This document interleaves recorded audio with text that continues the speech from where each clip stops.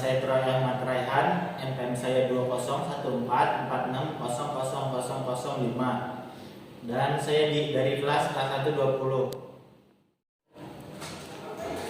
Assalamualaikum warahmatullahi wabarakatuh.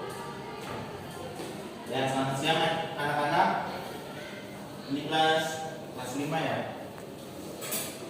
Nah, sebelum kita mulai pembelajaran, Bapak akan memimpin doa terlebih dahulu. Ayo anak-anak ikutin ya. Bismillahirrahmanirrahim. Dengan nama Allah yang Maha Pengasih lagi Maha Penyayang. Rabbi zidni ilma warzuqni fahma.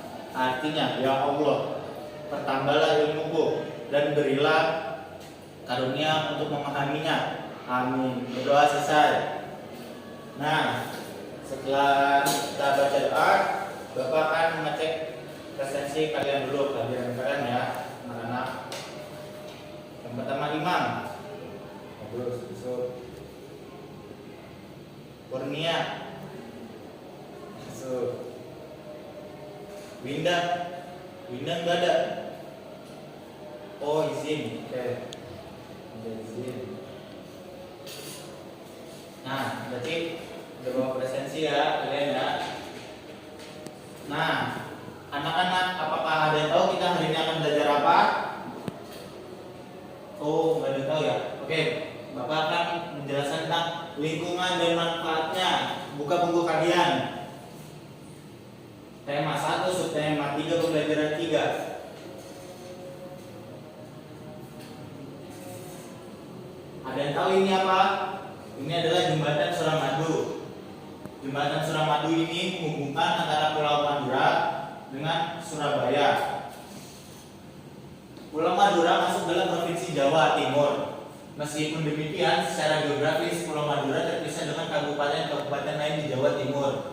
Madura merupakan pulau tersendiri yang terpisah dengan Pulau Jawa. Untuk mencapai Pulau Madura harus melewati Selat Madura. Namun sekarang ini berkat kemajuan pembangunan nasional telah dibangun jembatan Suramadu yang melintasi Selat Madura dan menghubungkan Surabaya dengan Madura. Dengan demikian, untuk mencapai Pulau Madura bisa menggunakan jalur darat.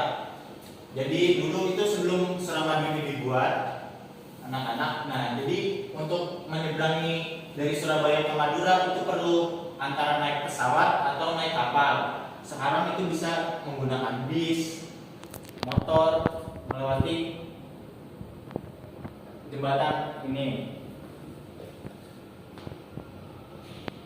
Nah, ini adalah negara Indonesia yang di garis merah, yang berwarna merah. Nah, yang berbatasan dengan pulau. Nah, ini bagian Kalimantan, anak-anak. Kalimantan ini secara tidak langsung berbatasan dengan Malaysia. Ini adalah Malaysia. Nah, Indonesia itu terkenal dengan maritimnya, dengan negara kepulauan dan perairan yang terbesar di dunia. Nah, Indonesia merupakan negara maritim dan kepulauan terbesar di dunia. Negara maritim adalah negara yang memiliki perairan yang luas. Hampir 2/3 wilayah Indonesia merupakan lautan. Antara pulau satu dengan pulau yang lain disatukan oleh laut. Selanjutnya, kondisi geografis Indonesia sebagai negara maritim dan kepulauan menyimpan potensi yang besar dalam bidang ekonomi, budaya, transportasi, dan lainnya. Potensi-potensi tersebut dapat menjadi modal yang penting dalam pembangunan nasional guna mewujudkan kesejahteraan masyarakatnya. Lah, kok pada bengong gini anak-anak? Gimana kalau kita tepuk semangat dulu? Biar pembelajarannya biar pada nggak ngantuk ya anak-anak ya. Coba apa ya? Tepuk semangat. Semangat. Semangat. Nah, udah pada semangat belum? Udah kan? Jadi sampai sini. Oke, kita lanjutin lagi ya. Kelompok masyarakat yang bisa merasakan langsung potensi kekayaan sumber daya kelautan ini adalah masyarakat yang berada di pesisir. Banyak jenis pekerjaan yang bisa diusahakan untuk menunjang kehidupan ekonominya. Nah, berikut adalah jenis pekerjaan yang berkaitan dengan pemanfaatan sumber daya laut. Yang pertama ada nelayan, yang kedua pedagang ikan, yang ketiga petani garam, dan Yang keempat ada petani rumput laut. Nah, budidaya kerang mutiara yang kelima. Yang keenam usaha pariwisata. Lalu ada jasa pelayaran yang ketujuh, dan yang terakhir ada pertambangan minyak dan lain-lain. Nah, beberapa dampak yang diakibatkan oleh letak dan kondisi geografis bangsa Indonesia sebagai negara maritim. Yang pertama, komunikasi dan interaksi antar penduduknya menjadi lebih mudah baik antar warga Indonesia maupun orang Indonesia dengan warga asing. Yang kedua, terjadinya pembauran, pencampuran atau peleburan nilai-nilai antar pulau dan antar negara. Yang ketiga, munculnya perkampungan etnis tertentu seperti Pecinan dan Kampung Arab. Nih, contohnya Kampung Arab itu di Jakarta ada, di daerah Tanah Abang tuh biasanya tuh. Nah, yang keempat, terjadinya perubahan perilaku masyarakat karena pengaruh masuknya pola dan nilai perilaku dari pulau, daerah maupun negara lain. Yang kelima ada terjadinya perpindahan ilmu, pengetahuan dan teknologi. Nah, selanjutnya kita akan balik ke dampak positif dan negatif yang timbul sebagai akibat dari letak dan kondisi geografis Indonesia sebagai negara maritim dan kepulauan. Dampak positifnya yang pertama, dilalui jalur perdagangan dunia. Yang kedua, kaya akan sumber daya alam laut. Yang ketiga, memiliki keragaman budaya. Yang keempat, memiliki potensi wisata bahari. Dan yang kelima terakhir ada keberagaman sumber daya manusia. Sedangkan dampak negatifnya adalah tidak meratanya potensi alam. Yang kedua, tidak meratanya pembangunan. Yang ketiga, sulitnya pengawasan wilayah. Yang keempat, rawan terjadinya konflik kedaerahan.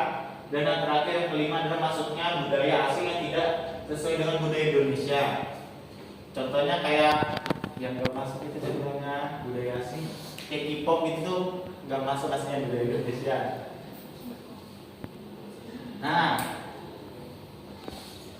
Nah, anak-anak ini, Bapak ada lembar kerja.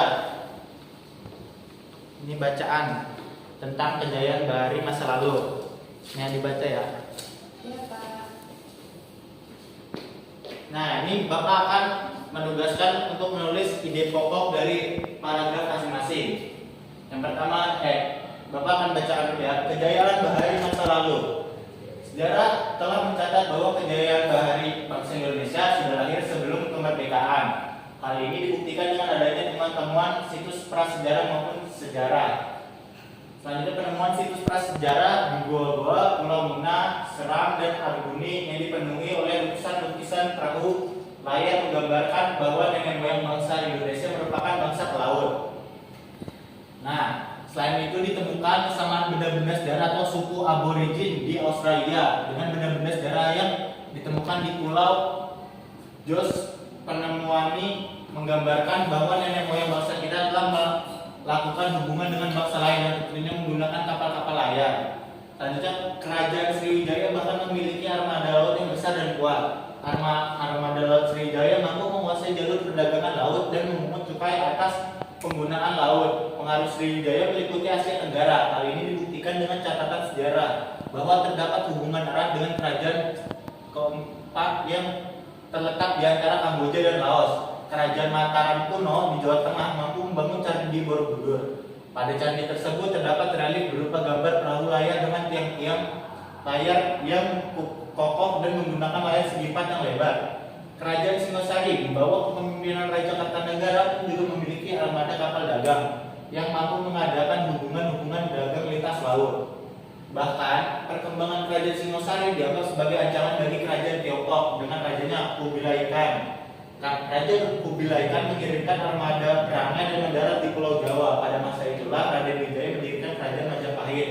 Kerajaan Majapahit kemudian berkembang menjadi kerajaan maritim yang besar. Kerajaan Majapahit memiliki pengaruh dan kekuasaan yang luas meliputi wilayah Nusantara dengan kekuatan armada lautnya dan didukung oleh kemampuan perang hati Gajah Mada. Wilayah Kerajaan Majapahit kian luas. Dengan bukti-bukti sejarah inilah tidak bisa dielakkan bahwa kejayaan bahari bangsa Indonesia telah ada sejak zaman dahulu. Namun dalam perjalanannya kejayaan bahari ini mulai mengalami keredupan seiring terjadinya penjajahan Belanda dengan praktik kebaharian kolonialnya. pada masa kolonial Belanda masyarakat Indonesia dibatasi dengan berhubungan dengan laut. Misalnya larangan berdagang selain dengan pihak Belanda, padahal sebelumnya telah muncul beberapa kerajaan bahari Nusantara. Hal ini mengakibatkan budaya bahari Indonesia memasuki masa suramnya. Pada masa kolonial Belanda juga terjadi pengikisan semangat bahari bangsa Indonesia dikarenakan pemerintahan kolonial lebih mementingkan bidang agraris untuk kepentingan mereka dibandingkan bidang kemaritiman. Pemerintahan kolonial mengenjot bidang agraris dengan tujuan untuk memenuhi kepentingan dagang rempah-rempah mereka dengan negara-negara di Eropa. Nah, apakah kalian sudah menentukan ide paragrafnya? Nah, ini Bapak bantu aja ya. Jadi untuk paragraf pertama adalah kejayaan bahari bangsa Indonesia telah ada sejak sebelum kemerdekaan. Itu paragraf pertamanya. Paragraf kedua adalah penemuan situs prasejarah menggambarkan bahwa nenek moyang bangsa Indonesia merupakan bangsa pelaut. Dan paragraf ketiga, Kerajaan Sriwijaya memiliki armada laut yang besar dan kuat. Selanjutnya di paragraf keempat adalah Kerajaan Mataram kuno di Jawa Tengah mampu membangun Candi Borobudur. Yang kelima, Kerajaan Singosari di bawah pemimpinan Raja Kartanegara memiliki armada kapal dagang yang mampu mengadakan hubungan dagang lintas laut. Yang keenam adalah paragraf keenam adalah Raden Wijaya mendirikan Kerajaan Majapahit, kemudian berkembang menjadi kerajaan maritim yang besar. Nah, lanjut ke paragraf 7. Kejayaan bahari bangsa Indonesia telah ada sejak zaman dahulu. Dan di paragraf 8 ada pada masa kolonial Belanda masyarakat Indonesia dibatasi berhubungan dengan laut. Dan di paragraf ke-9 pada masa kolonial Belanda juga terjadi pengikisan semangat bahari Indonesia. Nah, kita akan lanjut keberagaman yang disebabkan adanya perbedaan antara pulau satu dengan pulau yang lainnya. Tidaklah menjadi pemecah dan perantau, namun justru menjadi pemersatu karena antara yang satu dengan yang lain bisa saling melengkapi. Hal ini sesuai dengan semangat persatuan dan kesatuan, seperti pencerminan nilai-nilai Pancasila, khususnya sila persatuan Indonesia. Selain itu juga mencerminkan nilai-nilai yang terkandung sila keadilan sosial bagi seluruh rakyat Indonesia. Nah, tahukah kalian anak-anak, meskipun terdiri atas 5 sila, namun Pancasila itu merupakan satu kesatuan yang utuh. Ya, yang pertama, Pancasila merupakan satu kesatuan yang bulat dan utuh dari kelima silanya. Yang kedua, sila ke-1 menjiwai sila kedua, menjiwai sila ketiga, keempat, dan kelima. Sedangkan sila kedua dijiwai oleh sila ke-1, ketiga, keempat, dan kelima, dan begitu seterusnya. Dan yang setiap sila yang membentuk Pancasila juga sebagai satu kesatuan yang mutlak tidak dapat ditambah dan dikurangi. Dan yang terakhir, oleh karena itu Pancasila tidak dapat diubah menjadi trisila atau ekasila. Jadi Pancasila itu ada 5 ya, anak-anak, nggak bisa diubah. Itu udah saling berhubungan, udah saling menguatkan. Jadi nggak bisa jadi ekasila. Ekasila itu satu, jadi satu sila maupun 3 sila doang. Nah, contoh Pancasila yang di sekitar kita dulu nih, di sekitar kelas adalah pemilihan ketua kelas. Di sini siapa pemilihan jadi ketua kelasnya kemarin? Oh, Angga, bagus Angga. Nah,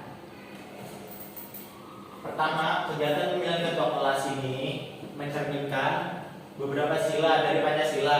Yang pertama ada sila keempat, kegiatan yang dipimpin oleh hikmat dalam kebiasaan dalam permusyawaratan perwakilan. Kegiatan ini adalah musyawarah untuk mencapai mufakat sesuai dengan sila keempat ya. Dan lanjutnya ada sila kelima, keadilan sosial bagi seluruh rakyat Indonesia. Nah, untuk pemilihan ketua kelas ini harus dipilih secara jujur dan adil agar sesuai dengan sila kelima. Selanjutnya adalah sila ketiga, persatuan Indonesia. Yang adanya pemilihan ketua kelas ini, maka anak-anak diharapkan anggota kelas akan bersatu dengan adanya ketua kelas ya anak-anak ya. Nah, berikutnya di sila kedua, kemanusiaan yang adil dan beradab. Anak-anak, acara pemilihan ketua kelas ini harus dijalankan secara baik dan tidak merugikan orang lain.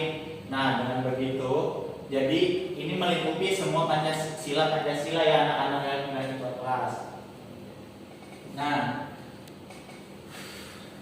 selanjutnya, kita selesai. Anak-anak juga jangan lupa ya untuk setiap hari itu mencerminkan sila Pancasila di kehidupannya sehari-hari. Nah, karena sudah selesai materinya, apakah ada yang mau ditanyakan anak-anak? Nggak ada. Baik, berarti kita minggu depan masih membahas tentang tema 1, subtema 2 ya, anak-anak ya. Ini seriusan gak ada yang mau ditanyain nih anak-anak. Kalau nggak ada, berarti pertemuan hari ini kita cukupi. Udah, biar pembelajaran tadi masuk ke dalam otak kita membaca doa ulang dahulu ya anak-anak ya, karena udah jaman. Ayo, Bapak pimpin lagi ya. Bismillahirrahmanirrahim. Wal asr innal insana lafi khusrin illa allazina amanu wa amilus solihati wa tawasaw bil haqqi wa tawasaw bis sabr. Amin. Berdoa selesai. Dah, boleh pulang anak-anak ya. Terima kasih.